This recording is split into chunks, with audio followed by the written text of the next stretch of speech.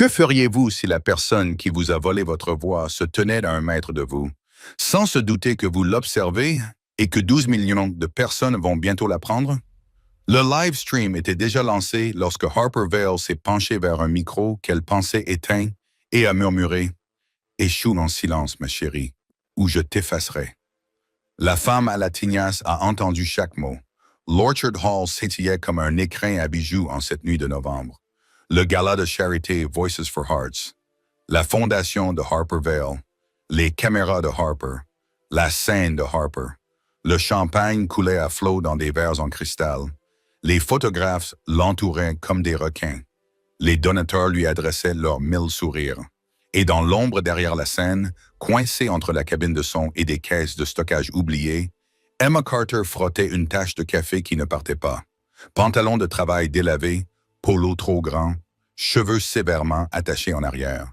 Elle avait perfectionné l'art de l'invisibilité. C'était exactement ce dont elle avait besoin pour survivre ici. Ses mains bougeaient en cercle précis, frotter, rincer, essorer, recommencer. Ses mouvements calmaient ses pâtés, éloignaient les souvenirs. En se concentrant sur la tâche, elle n'avait pas à penser au loyer qui devait être payé dans 3 jours. Elle n'avait pas à penser aux factures médicales de Mia qui s'empilaient comme des accusations sur le comptoir de sa cuisine. Elle n'avait pas à se souvenir de la dernière fois où elle s'était tenue devant un micro et avait cru que sa voix avait de l'importance. Puis quelque chose la paralysa. Derrière le rideau de velours, Harper Vale répétait la note caractéristique qui l'avait rendue célèbre, que l'on pouvait entendre à la radio depuis 5 ans. La note commença fort, monta plus haut, puis se brisa, éclata comme du verre qui se brise. Mais les haut-parleurs au-dessus d'elle continuaient à chanter, parfaitement, impeccablement, impossiblement. La main d'Emma resta posée sur le manche du balai. Son cœur se mit à battre au rythme de la musique. Elle reconnut le rythme de la prise de conscience, de la trahison, d'une vérité qu'elle avait enfouie si profondément qu'elle s'était presque convaincue que cela ne s'était jamais produit. Elle connaissait ce son, le son d'un mensonge qui se fait passer pour la perfection. Car 5 ans auparavant, dans un studio qui sentait le café et le désespoir, c'était elle qui avait chanté cette note. C'était elle que Harper Vale avait empruntée, prise et jamais rendue. À ce moment-là, Harper se retourna. Leurs regards se croisèrent à travers une fente dans le rideau. Et pendant un instant impossible, Emma vit quelque chose qu'elle n'aurait jamais attendu de voir sur le visage d'une superstar. Pas de la colère, de la peur pure et brute. Harper monta sur scène, prit son micro et, sans même jeter un regard au public en délire, prononça 5 mots qui glacèrent le sang d'Emma. Emma Carter, monte ici. Elle n'avait jamais révélé son nom à Harper. Elle ne lui avait jamais parlé. Alors comment Harper Vale savait-elle exactement qui elle était? Et que savait-elle d'autre? 6 mois avant que ce cauchemar déchirant ne commence, Emma était assise dans une autre salle d'attente qui sentait le désinfectant et la peur. La voix du chirurgien pédiatrique était douce, mais inébranlable. La valve cardiaque de Mia ne suit pas son rythme de croissance. Nous pouvons la réparer, mais nous devons planifier l'intervention dans les 10 jours, sinon nous manquerons le moment optimal pour l'opération. Après cela, son état pourrait se détériorer rapidement. Emma regarda sa petite sœur, âgée de 8 ans et petite pour son âge. Mia était concentrée sur son dessin représentant une langue de cardinal et n'avait pas conscience du diagnostic médical qui planait au-dessus de sa tête. « Combien cela coûte-t-il » demanda Emma, même si elle savait déjà que la réponse serait douloureuse. « 7 000 au total. L'assurance en prend 38 en charge. Vous devrez payer 32 000 de votre poche pour réserver la salle d'opération. » Emma avait 11 000. 4 ans de double garde, de repas sautés et de bottes rafistolées avec du ruban adhésif. 10 jours. Elle sourit au médecin, prit la petite main froide de Mia et se dirigea vers sa voiture, qui ne démarra qu'après 3 tentatives. Cette nuit-là, Emma s'agenouilla à côté du lit de Mia et chanta, comme sa mère le faisait autrefois, une berceuse sans parole qui montait et descendait comme un souffle. Elle regardait la poitrine de Mia se soulever et s'abaisser et comptait chaque respiration comme une prière. Certaines nuits, lorsque la peur était trop forte, Emma restait assise là pendant des heures à la regarder, juste pour s'assurer que sa sœur respirait encore. Toujours là, toujours en sécurité. « Tu chantes comme un ange », murmura Mia. Emma embrassa son front et goûta le sel de ses propres larmes. Les anges ne s'inquiétaient pas pour le loyer, ma chérie. Tu es peut-être un autre genre d'ange, dit Mia, déjà à moitié endormie. Le genre qui reste. Emma resta jusqu'à ce que la respiration de Mia devienne plus profonde et qu'elle tombe dans un sommeil profond. Puis elle alla dans la cuisine et fixa les factures posées sur la table. 32 000 $.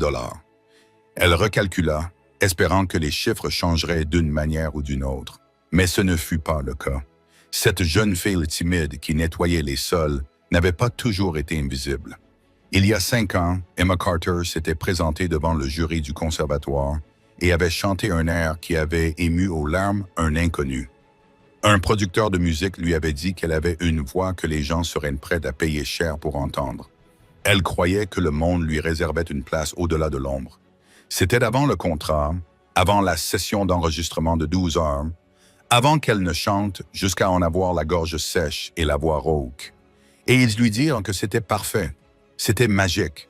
Tout aurait pu changer avant qu'une avocate nommée Olivia Grant ne fasse glisser un accord de confidentialité sur la table de conférence et ne dise « Signez ici, vous nous en serez reconnaissante plus tard ». Emma avait 24 ans. Sa mère venait de mourir d'une insuffisance cardiaque, laissant derrière elle des factures médicales qui arrivaient comme de petites punitions implacables. Le producteur a qualifié la démo de simple formalité, de test. Ils ont promis de rappeler. Ils ne l'ont jamais fait.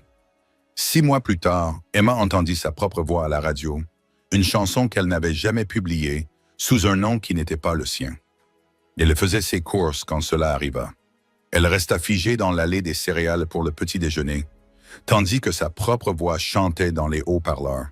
Une femme à côté d'elle a dit « J'adore Harper Vey, elle est tellement talentueuse ». Emma a laissé tomber le paquet de céréales et est sortie, laissant son caddie au milieu du magasin. Lorsqu'elle a essayé de s'exprimer, Olivia a qualifié cela de malentendu, puis de responsabilité juridique, et a finalement cessé de répondre à ses appels. Emma a appris quelque chose de brutal cette année-là. Quand on n'a ni argent ni pouvoir, non seulement on se fait voler sa voix, mais elle est effacée. Et si on se défend, on est encore plus enfoncé. Elle a arrêté de chanter en public, arrêté d'aller aux auditions, arrêté de croire que la justice était plus qu'un mot que les gens utilisaient pour mieux dormir la nuit. Le poste de concierge à Orchard Hall était sûr, calme et ne nécessitait aucune prestation. Il était parfait pour quelqu'un qui voulait disparaître. Doyle Lane avait travaillé pendant 30 ans dans les loges. Elle avait été chanteuse de cabaret à l'époque où les cabarets jouaient encore un rôle à Nashville. Maintenant, elle ourlait des costumes et avait du thé à la menthe dans la poche de son tablier.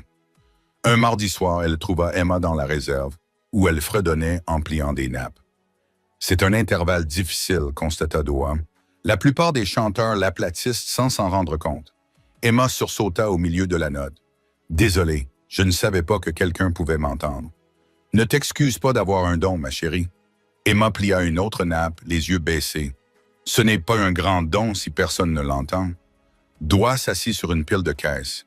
Elle regarda Emma comme on regarde un tableau dans un musée, à la recherche de ce qui se cachait sous la surface. « Tu sais ce que j'ai appris en 30 ans?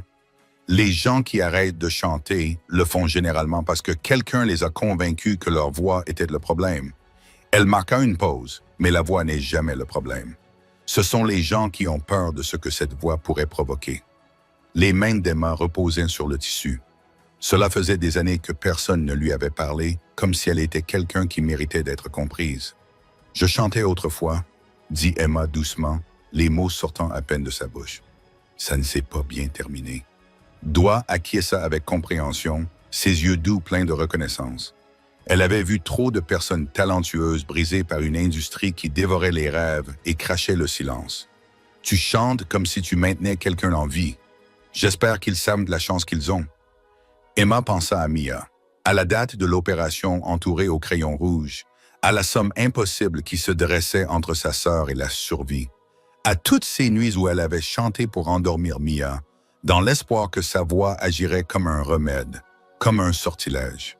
« Je ne me produis plus. » Doa se leva, lissa sa jupe, mais resta debout près de la porte. « Peut-être pas, mais tu chantes toujours. » Ça compte quand même. Certaines personnes perdent leur voix lorsqu'elles arrêtent de se produire. Yu a seulement relégué la tienne dans la clandestinité et chérie, ce genre de voix ne reste pas caché éternellement. Le soir de la gala, Emma accepta une équipe supplémentaire. Des heures supplémentaires payées une fois et demie. Chaque dollar comptait. Elle ne savait pas que Harper Vale allait se produire.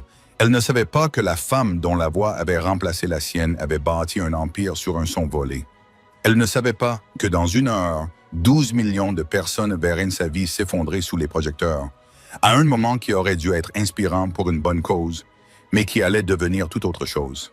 Elle faisait simplement son travail, nettoyant le sol en coulisses et comptant les heures jusqu'à ce qu'elle puisse rentrer chez elle et voir Mia, jusqu'à ce qu'elle entende une voix se briser derrière un rideau dans l'obscurité. Et tout ce que cette jeune fille timide avait refoulé pendant 5 ans est revenu pour confronter la femme qui le lui avait pris. Harper Vale ne s'est pas approchée d'Emma. Elle glissait avec chaque mouvement chorégraphié pour les caméras qui la suivaient comme des satellites fidèles. Mesdames et messieurs, la voix de Harper rayonnait de chaleur, comme celle de quelqu'un qui n'avait jamais entendu le mot « non ».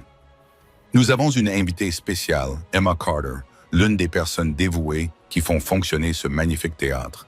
Les applaudissements étaient polis et perplexes. Le cœur d'Emma battait si fort qu'elle craignait que les micros ne l'enregistrent. Harper lui tendit la main en souriant. « Viens, ma chérie, ne sois pas timide. » Les jambes d'Emma se mirent en mouvement avant que son esprit n'ait pu les arrêter.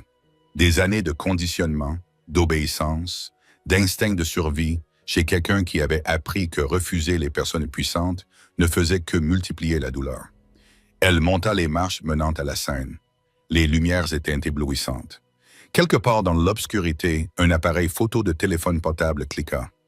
Harper passa un bras autour des épaules d'Emma, l'attira vers elle, puis approcha ses lèvres du micro, mais ses yeux restèrent fixés sur Emma, et elle murmura. « Tu crois avoir vu quelque chose? Ce n'est pas le cas. Et si tu essaies de prétendre le contraire, je ferai en sorte que même ta petite sœur oublie que tu as jamais existé. » Le live stream captait chaque mot.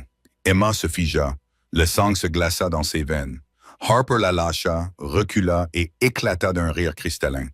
Emma est un peu impressionnée, n'est-ce pas, chérie? Dans la zone VIP, Nathan Reed posa son verre. Il n'avait écouté que d'une oreille, plus intéressé par la technologie de diffusion que par le spectacle lui-même.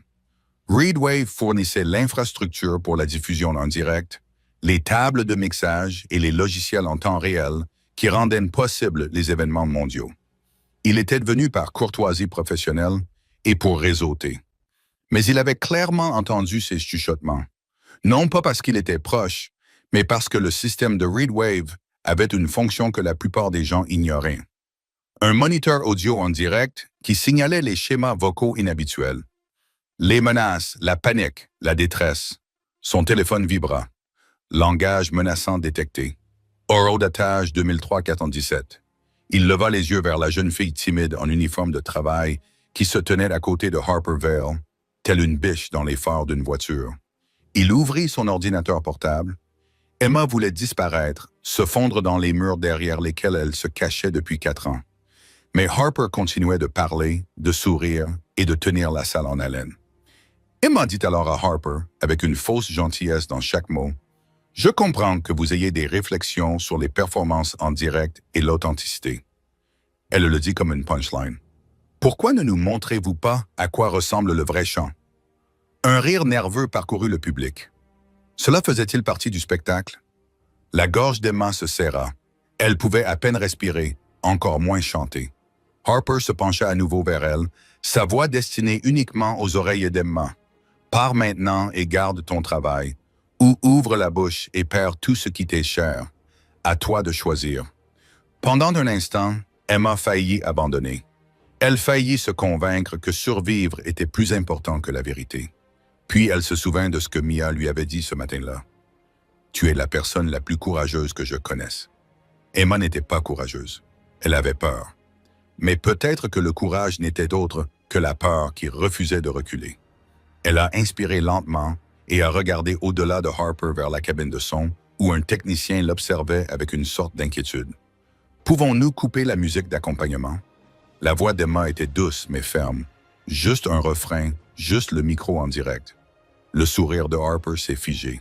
« Excusez-moi, a dit Harper plus fort, s'adressant au public. Vous voulez critiquer le matériel de sonorisation professionnel? Oui, dit Emma, trouvant une force qu'elle avait oubliée pour entendre ce à quoi nous ressemblons réellement sans assistance numérique. Le silence se répandit dans la salle. Nathan se leva et se dirigea vers la cabine de mixage, tous les regards se tournant vers lui. « Qui êtes-vous » cria Harper, la chaleur disparaissant de sa voix. « Nathan Reed, Reed Wave Technologies. Nous nous occupons de votre diffusion en direct ce soir. » Il atteignit la console et se pencha vers l'ingénieur du son. Miles coupa la piste vocale préenregistrée. Seule la transmission en direct du microphone devait rester. Miles regarda tour à tour Nathan et Harper, la main suspendue au-dessus des boutons, indécis. « Fais-le, » dit Nathan à voix basse. La piste se tut. Silence. Harper s'éclaircit la gorge et sourit au public. « C'est absurde. »« Alors ça devrait être facile, » dit Emma. Harper lui lança un regard qui aurait pu faire pâlir n'importe qui, mais les caméras tournaient. 12 millions de téléspectateurs regardaient. Se retirer maintenant aurait été un aveu d'échec. Elle chanta. Sans filet de sécurité, sans perfection numérique. Le premier couplet était stable, légèrement soufflé, mais acceptable. Le deuxième couplet vacilla. Lorsqu'elle atteignit la note aiguë caractéristique, celle qui avait vendu des millions de disques, sa voix se brisa, glissa et se fractura en quelque chose de petit et étonnamment humain. Le public s'agita nerveusement. Emma restait immobile, sans se réjouir malicieusement, mais simplement en attendant. Le visage de Harper rougit. Problème technique. L'acoustique de cette salle est parfaite. Emma l'interrompit doucement. Le soutien d'un studio est-il normal? Les chanteuses de session qui superposent leur voix. C'est courant dans l'industrie. Mais faire masser ses voix pour les tiennes, ce n'est pas normal. C'est du vol. Des murmures ont éclaté dans la salle. Le son d'un récit soigneusement construit s'est brisé en temps réel. Harper a fixé Emma du regard. Elle la voyait vraiment pour la première fois. « Qui es-tu » Emma a soutenu son regard sans broncher. Ce qui aurait dû être un moment caritatif inspirant était devenu quelque chose de bien plus important, un règlement de compte. « Je suis la voix que tu n'as jamais payée. » Les mots restèrent suspendus dans l'air comme un verdict. Le visage de Harper pâlit. Les caméras immortalisèrent tout.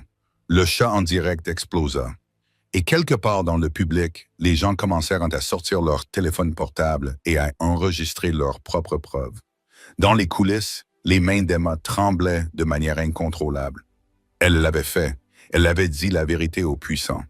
Le monde ne s'était pas effondré, mais les conséquences ne faisaient que commencer.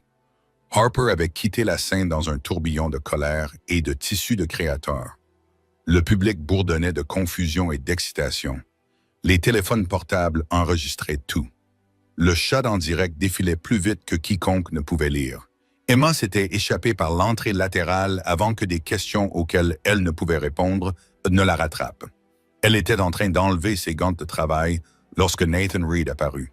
C'était soit la chose la plus courageuse, soit la plus imprudente que j'ai jamais vue, dit-il. Emma rit nerveusement, définitivement imprudente. Il l'a observée, non pas comme la plupart des gens, mais en la regardant vraiment. Vous avez mentionné une démonstration sur scène. Emma a eu le cœur serré. Je n'aurais pas dû dire ça. J'ai signé des documents confidentiels. Le simple fait d'en parler pourrait me causer des ennuis. Elle a regardé cet inconnu dans son costume coûteux, qui n'avait aucune raison logique de s'intéresser à la plainte vieille de 5 ans d'une femme de ménage. Pourquoi voulez-vous le savoir? Parce que Reed Wave n'a pas seulement fourni le streaming en direct ce soir. Il y a 3 ans, nous avons acquis une archive audio de la société de mon père. Si quelqu'un a utilisé notre système pour enterrer votre travail, je dois comprendre ce qui s'est passé. Emma s'effondra sur une caisse de stockage. Ces mots lui semblaient dangereux, mais aussi nécessaires, comme l'incision d'une plaie infectée. Il y a 5 ans, j'ai enregistré 3 chansons. Ils ont dit que c'était juste un test interne. L'une d'elles s'appelait Fading Light. Ils ont promis de me rappeler. Elle déglutit péniblement. 2 semaines plus tard, ma mère est décédée. Je me suis retrouvé criblé de dettes médicales. Quand j'ai enfin demandé des nouvelles, ils m'ont dit que le projet avait été annulé. 1 mois plus tard, j'ai entendu Fading Light à la radio, avec d'autres paroles, le nom Harper Vale, mais ma voix, mon expression exacte, mes passages, tout. La mâchoire de Nathan se crispa. Tu t'es défendu, j'ai essayé. Une avocate nommée Olivia Grant s'est présentée à mon appartement avec des menaces juridiques. Elle m'a dit que j'avais cédé les droits sur toutes les œuvres dérivées. Je ne me souvenais pas du tout de cette clause. Elle m'a dit que si je me défendais, il porterait une plainte pour rupture de contrat et diffamation. Je perdrais tout ce qui me restait. Emma a regardé ses mains couvertes de cicatrices. Je suis donc restée silencieuse. J'ai cherché un travail où personne ne me demanderait de chanter. J'ai essayé d'oublier que j'avais eu une voix qui valait la peine d'être volée. Nathan est resté silencieux pendant un long moment. Puis il a ouvert son ordinateur portable. Tu te souviens du studio appelé Apex Sound Nashville? Ses doigts sont volés sur le clavier, fouillant la base de données, cherchant des répertoires de fichiers et des codes qu'Emma ne comprenait pas. Puis il s'est soudainement arrêté. Chante un extrait de la démo. N'importe quoi. Emma hésita. Puis elle fredonna, à peine plus qu'un murmure, la phrase d'ouverture de Fading Light. Le visage de Nathan pâlit. Il tourna l'écran vers elle. Un fichier waveform. Le label était E-Carter Demo Fading Light. Aurora Tajwab il y a 5 ans et 3 mois. C'est dans nos archives, dit Nathan à voix basse. Apex Sound a été racheté par la société de mon père en 2020. Lorsque nous avons fusionné les bases de données, tout a été transféré, y compris ceci. Emma fixait le fichier, son propre nom, enfoui dans un serveur qui prouverait qu'elle avait existé, qu'elle avait créé quelque chose, qu'elle n'avait pas tout imaginé. « Tu peux le lire ?» Il cliqua. Sa voix emplit la petite pièce. Plus jeune, authentique, indéniablement la sienne. Dans les métadonnées, une note indiquait que la licence commerciale avait été approuvée. L'artiste avait renoncé à la mention de son nom, conformément à la clause 12.4 de l'accord de confidentialité. Le regard d'Emma se brouilla. « Je n'ai pas compris, c'est ce que j'ai signé, je sais. » Nathan ferma l'ordinateur portable et la regarda dans les yeux avec un mélange de culpabilité et de détermination. « Si cela s'est produit sous le nom de mon entreprise, avant même que je la rachète, il est de ma responsabilité de corriger cela. »« Tu ne peux pas réparer cela, » murmura Emma. « Les accords juridiques ne sont applicables que s'ils ont été conclus de bonne foi. S'ils ont présenté les conditions de manière erronée, ont profité de ta situation et utilisé ton travail sans rémunération adéquate, il existe plusieurs motifs pour les contester. » Il marqua une pause. « Mais cela ne sera pas facile. Harper Vale dispose d'avocats, d'argent et d'une machine de relations publiques qui pourrait te submerger de titres négatifs avant même que tu ne te présentes devant le tribunal. » Emma pensa à Mia. La date limite pour l'opération, les 32 000 $ qui étaient toujours hors de portée. Je ne peux pas me permettre un procès. Moi si. La voix de Nathan était inébranlable. Mais tu dois comprendre une chose essentielle. Je ne te sauve pas. Je te soutiens pendant que tu te sauves toi-même. Tu dois témoigner, te présenter au public, affronter des gens qui te traiteront de menteuse. Une opportuniste, pire encore. Emma le regarda. Cet inconnu qui avait coupé un micro parce qu'elle avait demandé qui avait fouillé une base de données, parce qu'il la croyait, qui lui offrait quelque chose dont elle ne croyait plus à l'existence. Une véritable chance. « Pourquoi m'aidez-vous » Nathan resta silencieux. « J'ai passé toute ma vie à développer des systèmes pour amplifier les voix. La première fois que j'ai vraiment compris comment ces systèmes pouvaient être utilisés comme des armes, vous étiez sur scène et vous étiez menacé devant 12 millions de personnes. Si je détourne le regard, chaque ligne de code que j'ai écrit perd tout son sens. » Les mains d'Emma tremblaient encore, mais lorsqu'elle parla, sa voix était claire. « D'accord, tu es sûr? »« Oui, allons-y. » Nathan lui tendit la main, non pas pour la serrer, mais simplement pour lui montrer son intention. Un choix, pas une exigence. Emma la prit.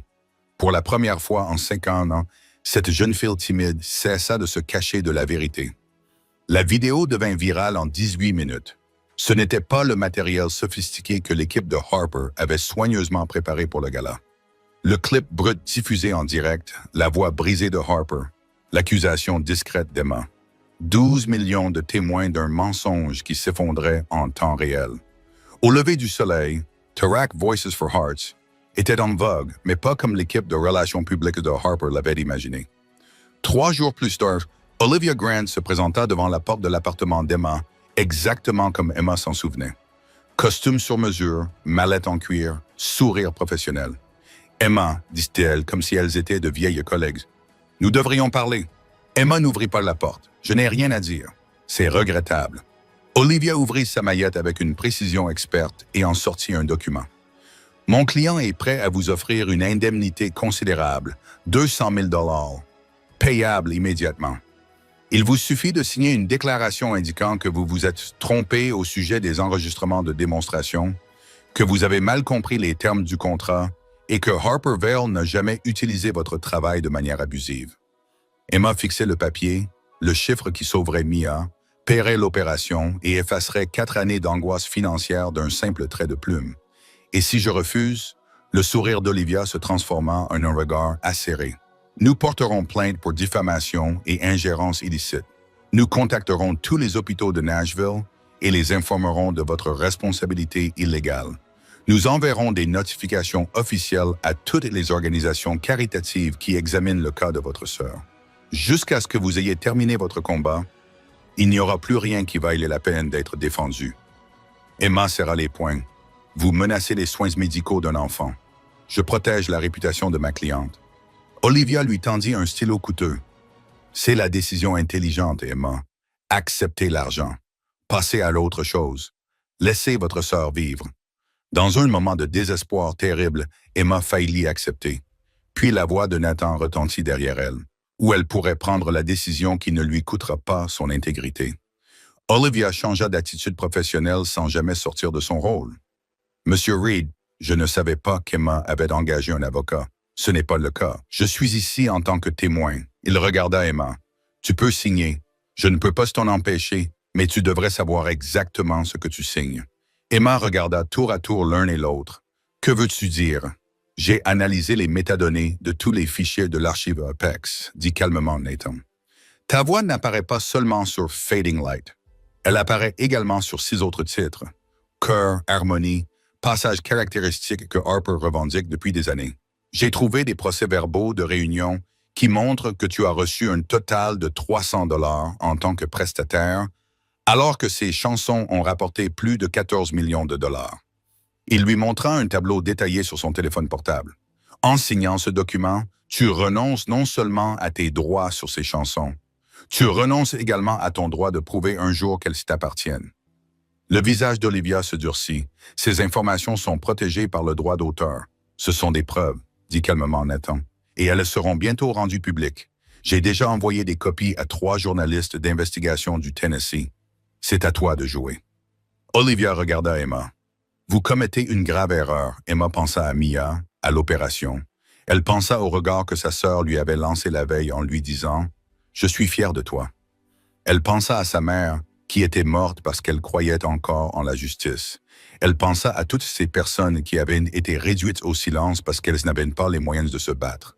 « Peut-être, dit Emma, mais c'est mon erreur. » Olivia referma sa maillette. « Tu vas regretter cette décision. » Probablement. Emma se redressa et regarda Olivia dans les yeux sans hésiter. « Mais au moins, je le regretterai en étant moi-même. » Lorsque la porte se referma, Emma s'effondra sur son canapé, tremblante. Nathan s'assit à côté d'elle et garda une distance respectueuse. « Je n'ai pas les moyens de payer un procès, » murmura Emma. « Tu n'as pas à le faire. La Fondation Harper fait actuellement l'objet d'une enquête. Le fisc vérifie les finances de l'organisation caritative et, depuis ce matin, 3 autres chanteuses de session se sont manifestées avec des histoires similaires. » Emma leva les yeux perplexe. « Pourquoi maintenant? » L'expression de Nathan s'adoucit et laissa apparaître quelque chose qui ressemblait presque à de la fierté. « Parce que tu as fait le premier pas. Parce que parfois, il suffit d'une seule personne qui refuse de se taire. » 4 mois plus tard, Emma se trouvait dans une situation différente. Pas sur une scène, ni dans une salle d'audience, mais dans une chambre d'hôpital où Mia dormait paisiblement, sa poitrine se soulevant et s'abaissant à un rythme régulier qu'Emma avait appris à écouter comme une prière. L'opération avait été un succès, non pas grâce à l'argent versé par Harper pour acheter son silence, mais parce qu'une fondation légitime et transparente, dotée d'une véritable supervision et d'une véritable mission, avait pris en charge les frais après que l'histoire d'Emma ait été rendue publique. Ce qui semblait être un cauchemar s'était transformé en quelque chose d'inattendu et de réconfortant. Nathan avait eu raison. Dès qu'une personne avait pris la parole, d'autres avaient trouvé le courage de faire de même.